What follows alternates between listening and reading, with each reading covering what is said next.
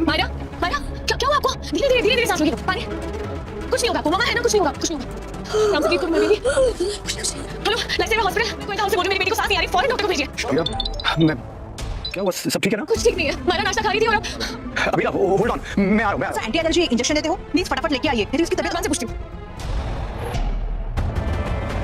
ये रिश्ता क्या कहलाता है कि आने वाले एपिसोड ज़बरदस्त सनसनीखेज धमाकेदार ही होने वाले हैं। लेकिन दोस्तों दरअसल ये दिखाया जा रहा होता है कि इधर मायरा की तबीयत ख़राब हो जाती है खाना खाते हुए, तो अभीरा परेशान होती है, उसे पानी पिलाती है, लेकिन उसकी तबीयत फिर भी ठीक नहीं हो रही होती, उसे सांस लेने में तकलीफ़ हो रही होती है। तो इतनी देर में अभीरा कॉल करती है डॉक्टर को, डॉक्टर आती है, कहती है कि इसका इंजेक्शन का एलर्जी इसको हो गई है, तो कौन सा एटीट्यूड देते हो इसे वो लेकर आओ। अभीरा कहती है इसके बैग में तो वो नहीं था, पता नहीं कहाँ है, मैं अरमान से पूछती हूँ।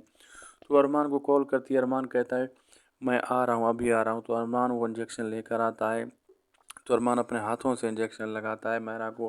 अबीरा ये देख कर हैरान हो जाती है कि इसके बारे में मुझे क्यों नहीं पता, कोई इस चीज़ अरमान ने मुझे क्यों नहीं बताया।